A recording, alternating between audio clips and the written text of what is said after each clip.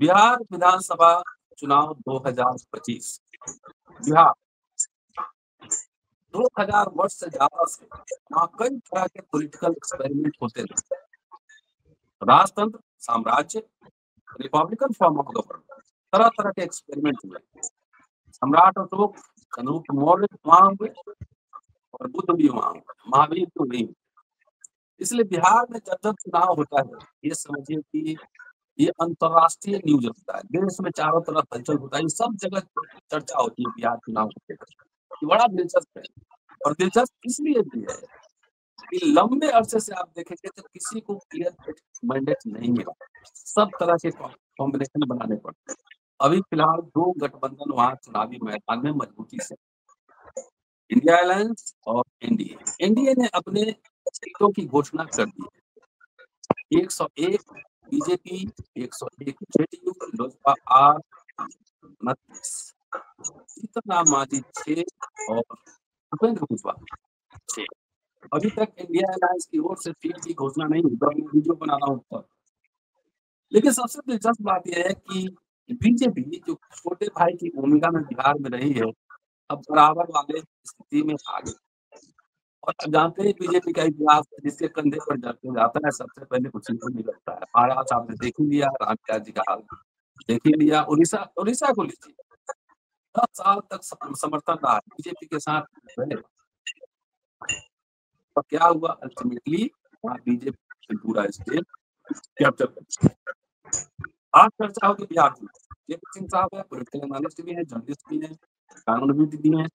उनके समझेंगे कि आखिर बिहार का जो सोशल इक्वेशन है और अभी जो चीफ जस्टिस के साथ हुआ है, या आईपीएस की सोसाइटी है, क्या बिहार में ये भी चुनावी मुद्दा बन के उभरेगा, या मांझी के साथ मांझी समुदाय जाएंगे, पासवान के साथ पासवान समुदाय जाएंगे। उनके लिए अपनी इज्जत, अस्मिता, शिक्षा, रोजगार के कोई मायने होंगे, या जात का नेता ही महत्वपूर्ण बना का नेता या विचारधारा, ये 2 बात। स्वागत है सर। देखिए सर, बिहार में दूसरे चरण का नामांकन आज से शुरू हो गया। पहले चरण का पहले से ही चल रहा, दूसरे चरण का भी शुरू हो गया, क्योंकि चुनाव पास है, इसलिए जो है नामांकन का जो अधिसूचना है उसमें ज्यादा विलंबित मामला नहीं है। दूसरा जो है, ये चुनाव एसआईआर के साए में हो रहा है, और एसआईआर पर रिपोर्टर्स कलेक्टिव ने बहुत ही विस्फोटक खबरें प्रकाशित की हैं, रिपोर्ट्स प्रकाशित की हैं, जिसमें कहा है कि इस बार जो चुनाव में धांधली पकड़ने का जो आपका वोटर लिस्ट में जो धांधली पकड़ने का जो सॉफ्टवेयर है, उसका इस्तेमाल ही चुनाव आयोग ने जो है नहीं कराया। अभी डुप्लीकेट वोटर्स, फर्जी पते के वोटर्स बड़ी संख्या में हैं। इस बीच में बिहार चुनाव के पृष्ठभूमि में महादेवपुरा जो आपका बेंगलोर का मामला, जो राहुल गांधी ने वहां के वोट चोरी का मामला उठाया है, वो आज सुप्रीम कोर्ट में उसकी सुनवाई थी। जयमाला बागची और जस्टिस सूर्यकांत की पीठ थी। उन्होंने कहा कि आप चुनाव आयोग के पास जाइए, हम इस मामले में कोई हस्तक्षेप फिलहाल नहीं करेंगे। उन्होंने कहा कि चुनाव आयोग को हमने जो है वो क्या कहते हैं याचिका दे रखी है, लेकिन चुनाव आयोग उस पर छुट्टी मार के बैठा है, तो आपको टाइमिंग फ्रेम तय कर दिए कि चुनाव आयोग उस पर सुनवाई करे। उन्होंने कहा टाइम फ्रेम नहीं करेंगे, आप ईसीआई में जाइए, वहीं परसू दीजिए। इस बीच में एनडीए का आपने बताया कि चुनाव की जो है वो तालमेल हो गया है, और इंडिया के तालमेल के लिए आज जो है वो तेजस्वी यादव और राहुल गांधी की दिल्ली में बैठक या तो हो रही है या होने वाली है। मैं एक निरपेक्ष भाव से इलाहाबाद में बैठ के जो डेवलपमेंट देख रहा हूं, उसमें मैं ये देख रहा हूं कि दोनों गठबंधन में जो गठबंधन के पार्टनर्स हैं, वो ईमानदार नहीं है गठबंधन के बारे में। वो चाहे एनडीए हो और चाहे वो महागठबंधन। एनडीए में बड़े भाई अभी तक हुआ करते थे नीतीश कुमार, इस बार उनको काट के 101 कर दिया गया, और रामविलास पासवान के पुत्र चिराग पासवान को 29 सीट दे दी गई और 101 पे भाजपा भी लड़ रही है। बड़े भाई का तो मामला खत्म हो गया। और जो 29 सीट पर लड़ेगी चिराग पासवान की पार्टी, उसमें भी अभी से आरोप लगना शुरू हो गया कि बीजेपी के बहुत से कैंडिडेट चिराग की पार्टी से लड़ेंगे। तो कहने का मतलब है कि पिछले दरवाजे से 130 सीट पर लड़ रही है भाजपा, चिराग प्लस भाजपा, और इधर से 101 सीट पर ये, और 6 मांझी और 6 हम। तो अगर उनको भी बात जोड़ लीजिए तो 117 सीट पर ये लड़ रही है। यानी ये संभावना है कि अगर 130 सीट में वो जो है बहुमत लायक स्थान पा जाते हैं तो हो सकता है कि उनको नीतीश कुमार, हम और उपेंद्र कुशवाहा की जरूरत न पड़े। ये तिकड़म वहां चल रही है। और महागठबंधन में पिछले चुनाव परिणामों को देखते हुए लालू प्रसाद यादव की पार्टी 130 सीट पर अकेले लड़ना चाहती है। कांग्रेस को 50 सीट देना चाहती है। अभी पिछले चुनाव में कांग्रेस को 71 सीट मिली थी, जिसमें 17 संभवतः जीते थे, और आरोप लगा था कि कांग्रेस के सारे ज्यादातर कैंडिडेट हार गए और इन्हीं की वजह से जो है अकेले बहुमत नहीं मिल पाया। तो अब वो जो है 55 सीट या 56 सीट चाहते हैं, ये 50 या 51 सीट दे रही हैं, ये मामला। लेकिन कुल मिला के जो 130 सीट पर आप अकेले लड़ना चाहते हैं, उसका क्या मतलब है कि अगर आपको अकेले बहुमत मिल जाए, बहुमत के आसपास मिल जाए, तो आप किसी को भी मिला के सरकार बना लें और बाकी पार्टनर्स को आप ठेंगा दिखा दें। तो ये बेईमानी इधर जो है राष्ट्रीय जनता दल की दिखाई पड़ रही है मुझे। गठबंधन चलाने के लिए आपस में ईमानदार होना बहुत जरूरी है। और आपने पहले ही बताया कि बीजेपी गठबंधन के सहयोगियों को लीलने के लिए विख्यात, ख्यात जो भी कहिए। बीजेपी को वहां लील लिया, उद्धव ठाकरे को महाराष्ट्र में लील लिया, अकाली दल को पंजाब में लील लिया, हाशिए पर, शून्य पर पहुंच गई अकाली दल। और अब बिहार में नीतीश कुमार की बारी है। चंद्रबाबू नायडू तो अभी दूर हैं, लेकिन चुनाव आयोग की कृपा अगर उन पर इसी तरह बरसती रही तो चंद्रबाबू नायडू भी जो है वहां भूतपूर्व होने में टाइम नहीं लगेगा, ऐसा मेरा मानना है। ये हुआ तो अभी तो नामांकन भी शुरू हुआ है। आज प्रशांत किशोर ने भी पहले 50 घोषित किया था, आज 65 प्रत्याशियों की और घोषणा उन्होंने कर दी। तो इस प्रकार 50 और 65, 115 प्रत्याशी, 243 प्रत्याशियों में 115 प्रत्याशी, लगभग आधे से 2-4 कम उन्होंने घोषित कर दिया। सबसे देर में महागठबंधन ही है। अब आज अगर कोई समझौता होता है तो होता है, नहीं वरना क्या है। मैं आपके माध्यम से, आपके मंच के माध्यम से ये दोनों पार्टियों से पूछना चाहता हूं कि अगर आप अपने में स्वयं सक्षम है तो आपको गठबंधन की क्या जरूरत है? भाजपा को गठबंधन की क्या जरूरत है? नीतीश को गठबंधन की क्या जरूरत है जब अपने में आप सक्षम है तो? और लालू प्रसाद यादव की पार्टी राष्ट्रीय जनता दल को गठबंधन की क्या जरूरत है? लड़िए अकेले अकेले, ताल ठोक के, जो है जो जीतेगा वो सिकंदर बनेगा। सबको अपनी अपनी औकात पता चल जाएगी। आप गठबंधन भी चाहते हैं और चाहते हैं कि आपका अपर हैंड बना रहे, और आपके साथ ये भी संभावना रहे कि गठबंधन के नाम पर अगर आपकी सरकार बन जाए तो आप किसी को भी ठेंगा दिखा दीजिए। ये स्थिति है। बाकी स्थिति ये है कि बिहार घूमने पर पता चलेगा कि दलितों के बीच में जो है ये जो गवई पर जूता चला है, जो इंजीनियर ने, जो वहां के आईपीएस ने आत्महत्या की है, जो आपका क्या कहते हैं लिंचिंग करके जो है यहाँ मार डाला गया है रायबरेली में एक वाल्मीकि युवक को, इसका क्या जो है वहां इफेक्ट पड़ता है? वरना भाई यहाँ तो अपने घर के बगल में भी अगर आग लग जाए तो लोग अपने घर को उसमें लगे रहते हैं कि हमारे घर को कुछ ना हो, बाकी आग लगे तो ठेंगे से लगे, बर मरे या कन्या, हमसे क्या मतलब।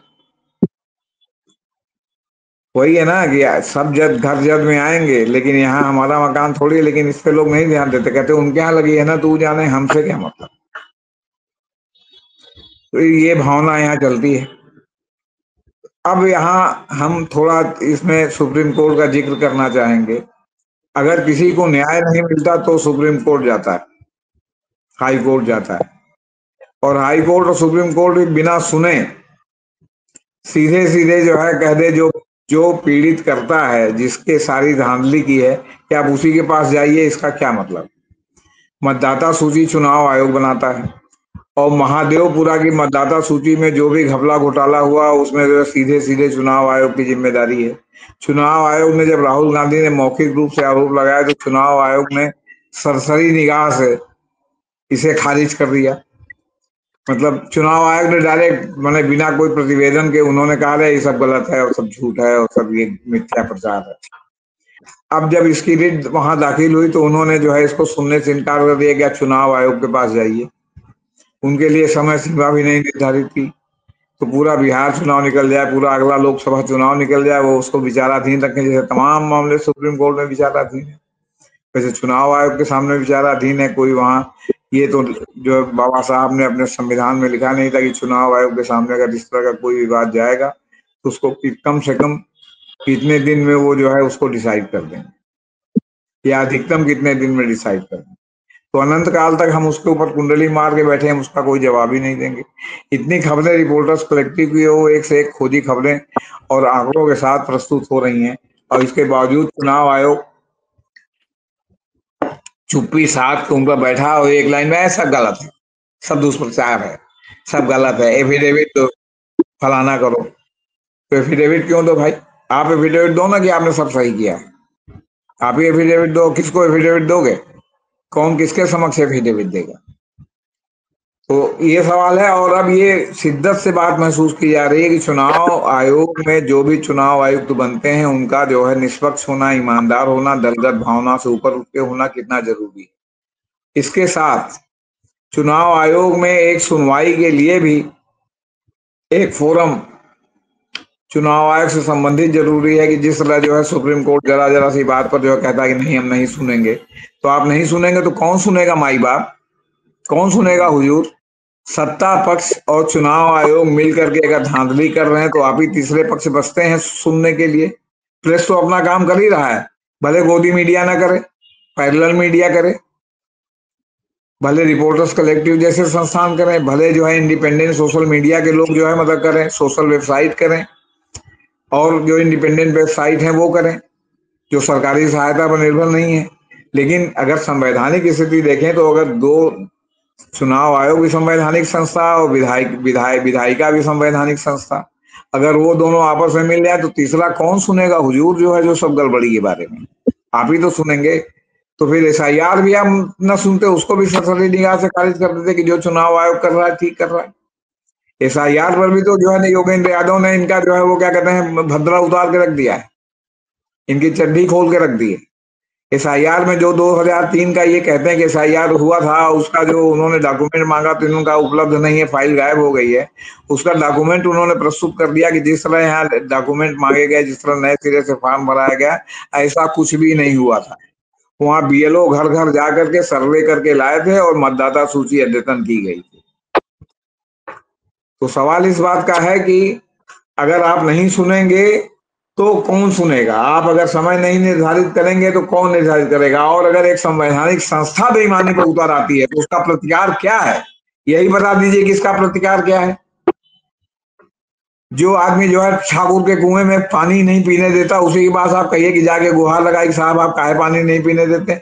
वो कहे कि तुम जो है दलित हो, तुम्हारे छूने से हमारा पानी अपवित्र हो जाता है, हम नहीं करेंगे हमारा मन, हमारे पिताजी के पिताजी ने ये कुआं बनवाया था, हम नहीं पानी पीने देंगे। तो वो बेचारा दलित कहाँ जाएगा या पीड़ित व्यक्ति कहाँ जाएगा?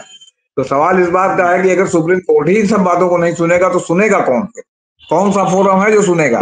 यहाँ तो कोई ट्रिब्यूनल भी नहीं है।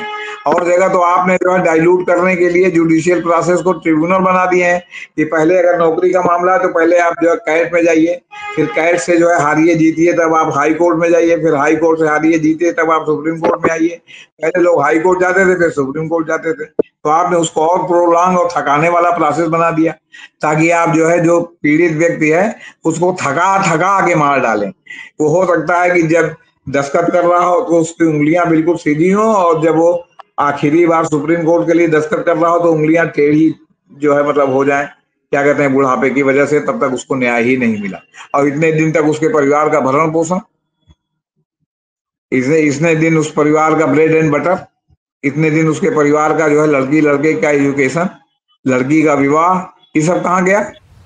क्या फिर वो जो है वो ट्रिब्यूनल में लड़े और लड़ने के दौरान जो है वो क्या कहते हैं चाय की दुकान भी खोल करके और पकौड़ा तल करके जो है अपने घर का खर्चा चलाए? हद हो गई है, अन्याय की हद हो गई है डेमोक्रेसी में, आपसे बता।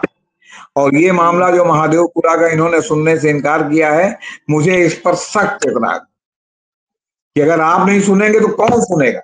और आप जो जो व्यक्ति हमको तकलीफ दे रहा है, आप उसी से कह रहे हैं हम गुहार लगाएं, उससे हमको क्या न्याय मिलेगा? अगर न्याय मिलना होता तो पहले ही वो बेईमानी क्यों करता?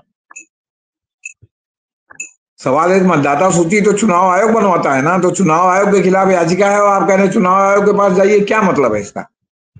तो बिहार चुनाव जो है बहुत मामले में अनूठा है, और बिहार चुनाव के मामले में बहुत सी बातें जो है देश के जो है मानस पटल पर अंकित होंगी, सामने आ रही हैं। और अभी देखिए जो इतना सब मतदाता सूची में गड़बड़ी है, अभी तो चुनाव आयोग चुनाव के नामांकन और जो है सीटों के एडजस्टमेंट में लोग फंसे हैं। इसमें इसी मतदाता सूची पर अगर चुनाव होता है तो चुनाव कौन जीतेगा, इस पर $1 मिलियन क्वेश्चन है कि जो है वो मतदाता सूची की धांधली से जो है सत्तारूढ़ पक्ष फिर जीतेगा, या मतदाता सूची की धांधली को विपक्षी दल किसी प्रकार रोकने में सफल होंगे। तीसरी बात, इस समय बहुत चर्चा का विषय हो गया और तमाम मजाक भी उड़ रहा राहुल गांधी के हाइड्रोजन बम को लेकर कि उन्होंने कहा था हाइड्रोजन बम फोड़ने का, वो हाइड्रोजन बम कहाँ गया? अब मुझे नहीं मालूम कि वो हाइड्रोजन बम कब फूटेगा, फूटेगा भी कि नहीं फूटेगा, लेकिन उसको लेके उनकी किरकिरी हो रही है, ये मैं आपके मंच से कहना चाहता हूँ। जी हाँ सर, बिहार अब चुनाव तो होना ही है, अब कोई भी धुआंधार शुरू हो जाए। जो सर्वे नीतीश कुमार ने जो प्रेजेंट किया था, सोशियो कास्ट सेंसस का, कास्ट सर्वे का, उसमें भयावह आंकड़े हैं। करोड़ों लोग जो है वो 50 से 60 रुपया प्रतिदिन तो जीने के लिए मजबूर है। 3 करोड़ जो है श्रम पोर्टल पे बिहारी श्रमिक रजिस्टर्ड है जो बिहार के बाहर रहते हैं, और उसमें से 94% लोग 10,000 रुपया मंथली पे काम कर रहे हैं। सवाल ये है कि शिक्षा का बुरा हाल है, रोजगार नहीं है, करप्शन चरम पर है, क्राइम चरम पर है। यूनिवर्सिटी कॉलेज में अब नेता और अफसर अपने बच्चे नहीं पढ़ा रहे हैं, वो अंग्रेजी में विदेश में पढ़ा रहे हैं, दिल्ली में पढ़ा रहे हैं। क्या ये सब मुद्दा बनेगा या सिर्फ जाति और धर्म के ऊपर चुनाव लड़ जाएगा? क्योंकि योगी जी ने फिर कह दिया है कि बटोगे तो कटोगे। तो ये जो घटनाएं हो रही है तो कौन पीट रहा है? मुसलमान पीट रहा है कि हिंदू हिंदू को पीट रहा है? जी सवाल इस बात का है कि बटोगे तो कटोगे वो कहते हैं, लेकिन जहां अपना मामला आता है वहां सवर्ण और दलित और सवर्ण और ओबीसी अलग हो जाते हैं। ओबीसी और दलित जो है वो आपस में जो है श्रेष्ठता के भाव से जो है कोई दूसरे को प्रताड़ित करने लगता है। तो सवाल इस बात का है कि बटोगे तो कटोगे किसके लिए? खाली मुसलमानी से बस? और बाकी कुछ नहीं? बाकी बाकी तुम जो है वो क्या कहते हैं मनुस्मृति से चलाना चाहते हो? देखिए सर, बिहार में के हम लोग रहने वाले हैं और बिहार के बारे में अच्छी तरह से जानते हैं कि बिहार में हैव और हैव नॉट्स का अंतर बहुत बड़ा है। बिहार में ऐसे ऐसे गांव हैं जहां एक एक भूपति के पास 200-200 बीघा, 300-300 बीघा, 500-500 बीघा कुत्ते बिल्ली के नाम से भी उनके पास है।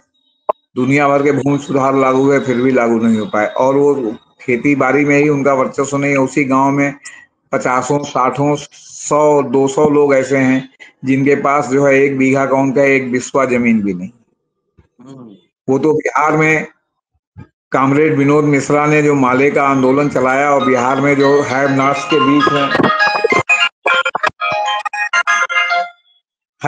के बीच में जो उन्होंने सुरक्षा का भाव जगाया, उससे थोड़ी स्थिति सुधरी है, वरना बिहार में तो जो हैव्स थे वो जो है बूथों पर कब्जा कर लेते थे।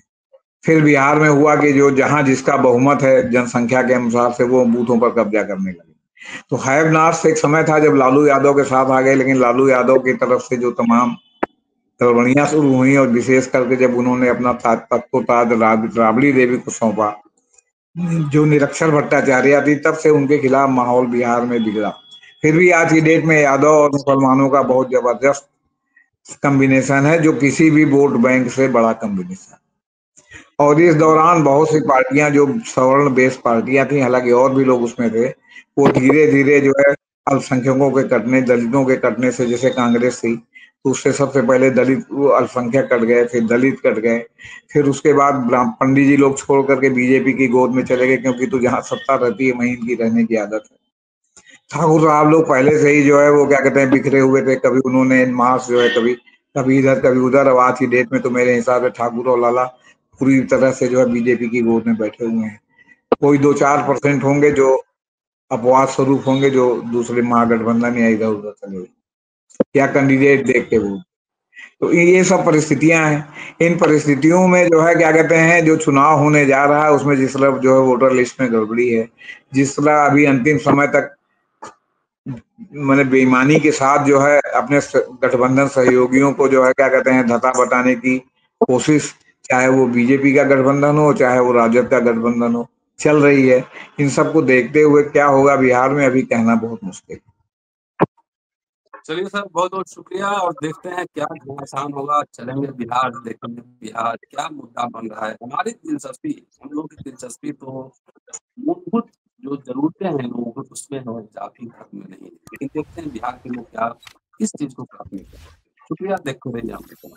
Thank you sir. नमस्कार। नमस्ते सर।